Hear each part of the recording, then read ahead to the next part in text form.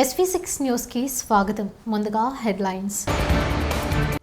అయోధ్యలో అంగరంగ వైభవంగా ప్రాణప్రతిష్ఠ.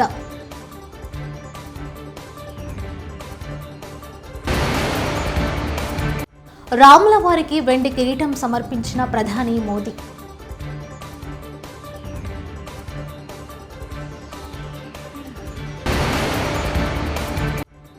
భద్రాచలం ఆలయానికి ఆహ్వానం అందలేదు. విహెచ్ విసుర్లు.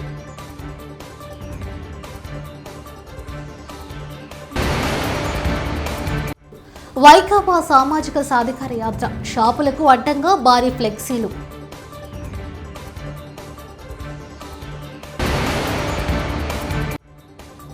ఏపీ ఓటర్ల తుది జాబితా విడుదల.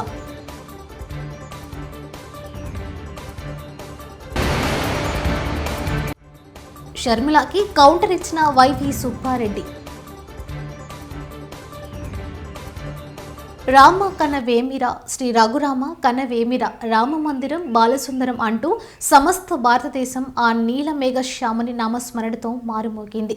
పితృవాక్య పరిపాలకుడైన ఆ దశరథ రాముడి దివ్య మంగళ రూప దర్శనం చేసుకుంది. తక్కువేమి మనకు రాముడొక్కడంటూ వరకు అంటూ నీవే రక్షగా నిలవాలని భక్తకోటి శరణు వేడుకుంటుంది. రామ అని నోరారా పిలిస్తే శ్రీరామ రక్షవై వెన్నంటి ఉంటాడని ప్రత్యేక పూజలు చేస్తుంది భారతం. శ్రీరామ నీ నామం ఎంతో రుచిరా అంటూ రామనామ ఘోషతో అయోధ్య నగరి మారుమోగుతుంది. యజ్ఞ యాగాదులు వేద మంత్రోచ్చారణ నడుమ ఆ బాలరాముడి బొడిబొడి అడుగుల సవ్వడితో సందడిగా మారింది.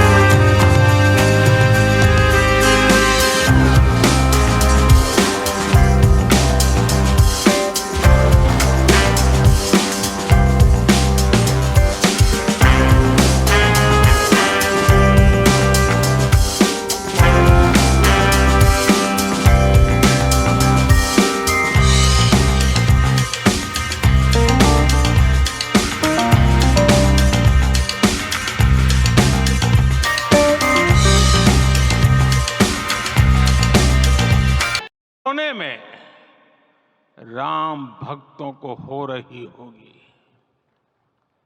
ये क्षण अलौकिक है, ये पल पवित्रतम है। ये माहौल, ये वातावरण, ये ऊर्जा, ये घड़ी प्रभु श्री राम का हम सब पर आशीर्वाद है। 22 जनवरी 2024 का ये सूरज एक अद्भुत आभा लेकर आया है। 22 जनवरी 2024 ये कैलेंडर पर लिखी एक तारीख नहीं, ये एक नए काल चक्र का उद्गम है।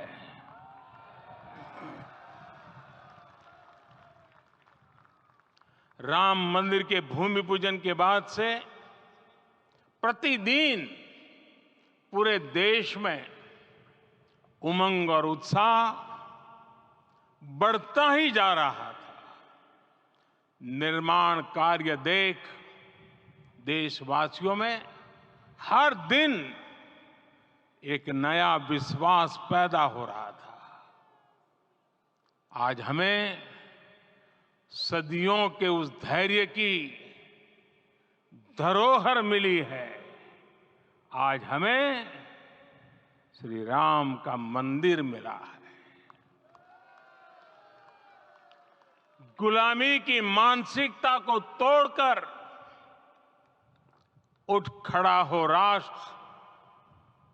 अतीत के हर दंश से हौसला लेता हुआ राष्ट्र ऐसे ही नव इतिहास का सृजन करता है। आज से 1000 साल बाद भी लोग आज की इस तारीख की, आज के इस पल की चर्चा करेंगे। और ये कितनी बड़ी राम कृपा है कि हम सब इस पल को जी रहे हैं, इसे साक्षात। రామ జన్మభూమి అయోధ్యలో రామ మందిర ప్రారంభోత్సవం ఘనంగా జరిగింది. ప్రధానమంత్రి నరేంద్ర మోదీ సమక్షంలో బాలరాముడికి ప్రాణప్రతిష్ఠ కార్యక్రమం నిర్వహించారు.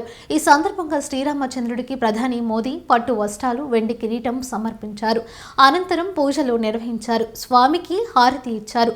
ఆంధ్రప్రదేశ్ సీఎం యోగి ఆదిత్యనాథ్తో పాటు ఆర్ఎస్ఎస్ చీఫ్ మోహన్ భగవత్ కూడా ఈ కార్యక్రమంలో పాల్గొన్నారు.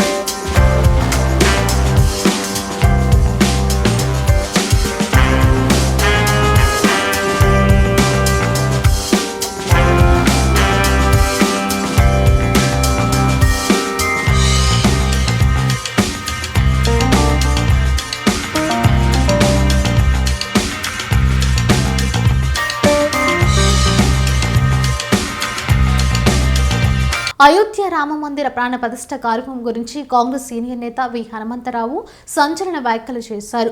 శ్రీరామ జన్మభూమి క్షేత్ర ట్రస్టు సభ్యులు భద్రాచలం ఆలయ నిర్వాహకులకు ఆహ్వానించలేదని మండిపడ్డారు. భద్రాద్రి రాములూరి ఆలయంపై వివక్ష ఎందుకు చూపారో అర్థం కావడం లేదన్నారు. దేవుని వద్ద రాజకీయాలు తగవని ఆయన సూచించారు. అయోధ్య తర్వాత అంతటి చరిత్ర కలిగిన దేవస్థానం భద్రాచలమని విహెచ్ గుర్తు చేశారు. భద్రాచలాన్ని దక్షిణ అయోధ్యగా పిలుస్తారని వెల్లడించారు. అలాంటి స్వామివారిని అయోధ్య ఆలయ ట్రస్టు సభ్యులు మరచిపోవడం సరికాదన్నారు. వచ్చే సాధారణ ఎన్నికల కోసం ఏపీ ఓటర్ల తుది జాబితా విడుదలైంది. సోమవారం ఓటర్ల తుది జాబితాను ఎన్నికల సంఘం విడుదల చేసింది. సీఈఓ ఆంధ్ర ఎన్ఐసి ఇన్ వెబ్సైట్లో ఫైనల్ ఎస్ఎస్ఆర్ 2024 పేరుతో తుది ఓటర్ల జాబితాను ఈసీ ప్రచురించింది. అసెంబ్లీ నియోజకవర్గాల వారీగా ఎన్నికల సంఘం పబ్లిష్ చేసింది. నియోజకవర్గాల వారీగా పీడీఎఫ్ ఫైళ్లను ఈసీ అప్లోడ్ చేసింది. విధుల్లో చేరని అంగన్వాడీలను తొలగించాలని ప్రభుత్వం ఆదేశాలు. ఈ రోజు విధుల్లో చేరని అంగన్వాడీల తొలగింపునకు ఆదేశాలు. ఈ మేరకు అన్ని జిల్లాల కలెక్టర్లకు ఆదేశాలు జారీ చేసిన ప్రభుత్వం విధుల్లోకి వస్తున్న వారిని అనుమతించాలని ఆదేశించిన ప్రభుత్వం విధుల్లోకి వచ్చిన హెల్పర్లకు వర్కర్లుగా కల్పించాలని ఆదేశాలు జారీ చేసిన ప్రభుత్వ ప్రధాన కార్యదర్శి కెఎస్ జవహర్ రెడ్డి.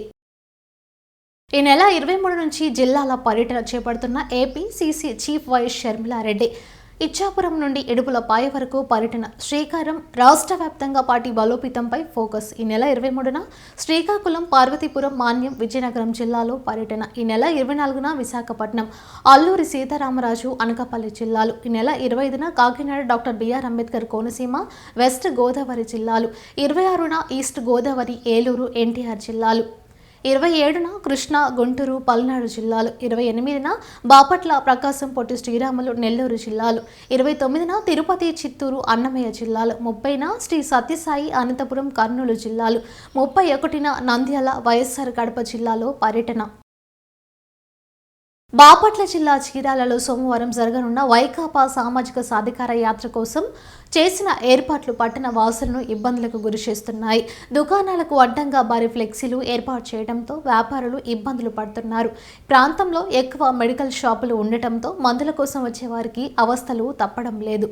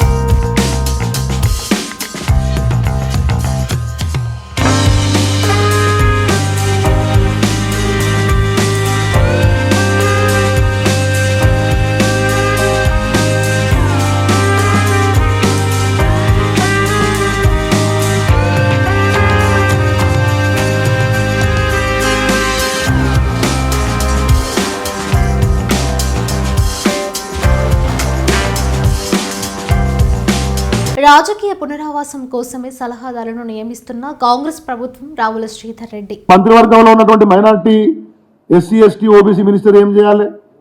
మీరు మమ్మల్ని విమర్శించారు కదా, మంత్రులు ఏం చేస్తారు, మంత్రివర్గం ఏం చేస్తుందని చెప్పేసి. మరి ఆ రోజు అవసరం లేనటువంటి సలహాలు ఇవాళ రేవంత్ రెడ్డి గారికి ఏ రూపంలో అవసరమయ్యో చెప్పాల్సిన అవసరం ఖచ్చితంగా ఉంది. కాబట్టి ఈ చెప్పేది ఒకటి చేసేది ఒకటి యొక్క చీఫ్ మినిస్టర్ గారి యొక్క వ్యవహార శైలిని ప్రజలు గమనించాలని చెప్పేసి నేను కోరుతా ఉన్నాను. ఆ రోజు రాష్ట్ర అవసరాల కోసం కేసీఆర్ గారు సలహాదారులను నియమిస్తే ఈరోజు రేవంత్ రెడ్డి గారు ఆయన వ్యక్తిగత అవసరాల కోసము రాష్ట్ర ప్రజల సొమ్ముని దుర్వినియోగం చేసి సలహాదారులను నియమించుకుంటున్నారు. చాలా హాస్యాస్పదంగా ఉంది. ఈ విషయాన్ని ప్రజలు గమనించాలి, ఆలోచించాలని చెప్పేసి కూడా నేను కోరుతా ఉన్నాను. ఇదేనా ప్రజాపాలన అని కోరుతా ఉన్నాను. ఇదేనా మీరు తీసుకొస్తున్నామన్న ఒక మార్పా అని చెప్పి బీఆర్ఎస్ ప్రశ్నిస్తుందనే విషయాన్ని మీ ద్వారా ప్రజలకు తెలియజేస్తున్నాను. ఇవాళ దగ్గర ప్రభుత్వం వచ్చి 50 రోజులు దాటిపోయింది. పెద్ద ప్రజాపాలన చేస్తున్నటువంటి ముఖ్యమంత్రి ఒక్కనాడు ఓ గ్రామానికి పోలేదు, ఓ జిల్లాకి పోలేదు, ఓ మండలానికి పోలేదు. ఎక్కడికి పోతున్నాడంటే పొద్దున్న లేస్తే ఢిల్లీకి పోయే విమానాల్లో ముఖ్యమంత్రి కనబడ్డాడు, ఆ తర్వాత లండన్ పోయే విమానం, దావోస్ పోయే విమానంలో కనబడ్డాడు, నిన్న లండన్లో విహారయాత్రలు చేస్తూ ఉన్నాను. ఇది మీ ప్రజాపాలన అని చెప్పేసి నేను ప్రశ్నిస్తూ ఉన్నాను. కాబట్టి నేను ఒకటే ప్రభుత్వాన్ని, ప్రజలను ప్రధానంగా వాళ్ళు ఎట్లా రాబోయే రోజులలో నాకు తెలిసి ముఖ్యమంత్రి గారి యొక్క ఆర్థిక అవసరాల కోసమో మిగతా వ్యవహారాల కోసమో సహకరించిన వాళ్ళనో సహకరించబోయే వాళ్ళనో రాజకీయ పునరావాసం పేరుతోటి ఇవాళ ఈ అడ్వైజర్ పదవుల్లో మరింత నియమిస్తారనేటువంటి సమాచారం కనబడతా ఉంది. చాలా మంది పోయిన వాళ్ళకి చెప్పారు మా దగ్గర సలహాదారు. షర్మిలకి కౌంటర్ ఇచ్చిన వైవి సుబ్బారెడ్డి, షర్మిల కాదు ఎవరొచ్చినా మా ప్రభుత్వాన్ని ఇరకట్టంలో పెట్టలేరు, పక్క రాష్ట్రం నుంచి వచ్చి అభివృద్ధి జరగలేదని చెప్పడానికి వాళ్ళెవరు, నమ్మరండి ఛాలెంజ్ చేస్తున్నా, మాతో వస్తే అభివృద్ధి ఎక్కడ జరిగిందో చూపిస్తాం. తెలంగాణలో రాజకీయాలు చేసే ఇప్పుడు ఏపీకి వచ్చి ఇలా మాట్లాడితే ఎలా? పార్టీ వైఎస్ఆర్ని కాంగ్రెస్ పార్టీ చేసిన ఘోరంగా ట్రీట్ చేసి ఆయన్ని షార్ట్షీట్లో ఆయన పేరు పెట్టారే, దానికోసం అదేవిధంగా రాజశేఖర రెడ్డి గారు కుమారుణ్ణి 16 నెలలు జైల్లో పెట్టారు. అది సేమ్ కాంగ్రెస్ పార్టీ గురించేనా నువ్వు మాట్లాడటం? ఈరోజు వైఎస్ రాజశేఖర రెడ్డి గారి పేరు షార్ట్షీట్లో పెట్టారని చెప్పి ఆ రోజు మన కుటుంబం కోసం 17 మంది ఎమ్మెల్యేలు రాజీనామా చేశారు. వాళ్ళకేం సమాధానం చెబుతావు నువ్వు? సేమ్ కాంగ్రెస్ పార్టీలో పోయి అడ్డగోలుగా ఈ రాష్ట్రాన్ని ఆంధ్రప్రదేశ్ కంబైన్డ్ స్టేట్ని మన మనోభావాలు దెబ్బతింటున్నా కూడా పట్టించుకోకుండా విడగొట్టిన సోనియా గాంధీ కాంగ్రెస్ పార్టీలోకి పోయా నువ్వు మాట్లాడేది? ఒక్కసారి ఎన్ని ఆలోచించుకోవాలని ఆమెకి షర్మిలమ్మ గారికి కూడా నేను కోరుతాను. వైసీపీ టీడీపీ 2 పార్టీలు కూడా బీజేపీకి తొత్తులుగా మారిపోయాయని ఆమె మాట్లాడుతున్నారు. దాంట్లో మీ అభిప్రాయం? బీజేపీకి వైఎస్ఆర్ కాంగ్రెస్ పార్టీ ఎప్పుడు తొప్పుడుగా మారే ఇదే లేదు. మేము రాష్ట్ర ప్రయోజనాల కోసం ఏ మేరకు అవసరమైతే ఆ మేరకు కేంద్ర ప్రభుత్వంలో ఈ పార్టీ కాదు ఏ పార్టీ ఉన్నా కూడా కేంద్ర ప్రభుత్వం సఖ్యతగా ఉంటామని మా పార్టీ అధ్యక్షుడు జగన్మోహన్ రెడ్డి గారు వివిధ సందర్భాల్లో కూడా చెప్పడం జరిగింది. పార్లమెంట్లో కానివ్వండి, బయట కానివ్వండి. ఎందుకు మద్దతు ఇస్తున్నామంటే మన రాష్ట్ర ప్రయోజనాలు కాపాడుకోవడం కోసం. మనకి రాజధానికి సంబంధించిన ఇష్యూస్ ఉన్నాయి, ఇంకా అభివృద్ధి కార్యక్రమాలకు సంబంధించిన పోర్టుల అభివృద్ధి కార్యక్రమాలకు సంబంధించిన నిధులు తెచ్చుకోవాల్సిన అవసరం ఉంది. ఈ విధంగా ఎన్నో కార్యక్రమాలకి, సంక్షేమ కార్యక్రమాలకి మరీ ముఖ్యంగా కేంద్ర ప్రభుత్వం సహకారం లేకపోతే ఈ విధంగా ఇన్ని కోట్ల రూపాయల సంక్షేమ పథకాలు అమలు చేసేవాళ్ళమా? వీటి కోసమే మేము కాంప్రమైజ్ అయ్యాం కానీ పార్టీ సిద్ధాంతాల కోసం రాష్ట్ర ప్రయోజనాలను ఎక్కడా తాకట్టు పెట్టలేదు మేము కానీ, మా పార్టీ అధ్యక్షుడు కానీ, మా ప్రభుత్వం కానీ. అట్ ద సేమ్ టైం రాష్ట్రాన్ని అప్పులు గొప్పగా మార్చారనే మాట కూడా మాట్లాడుతూ ఉన్నారు. చంద్రబాబు నాయుడు గారు 2014 నుంచి 19 దాకా ఎంత అప్పు చేశారు? ఆ 5 ఏళ్ల కాలంలో ఆయన ఏమి అభివృద్ధి కార్యక్రమాలు చేశాడు, ఏమి సంక్షేమ కార్యక్రమాలు చేశాడు అనేది ఒకసారి చూడండి. మా ప్రభుత్వం వచ్చినాక ఈ 5 అయోధ్యలో అంగరంగ వైభవంగా ప్రాణ ప్రతిష్ఠ.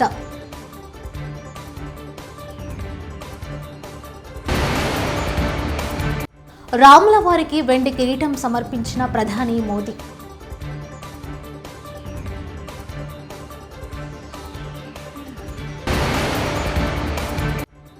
భద్రాచలం ఆలయానికి ఆహ్వానం అందలేదు, విహెచ్ విసుర్లు.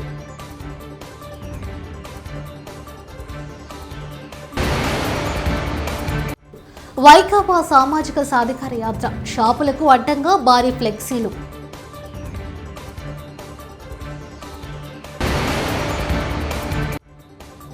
ఏపీ ఓటర్ల తుది జాబితా విడుదల.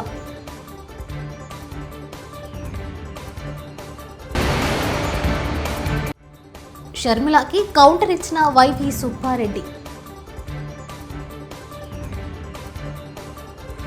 ఇవి బులెటిన్ విశేషాలు. చూస్తూనే ఉండండి SV6 న్యూస్.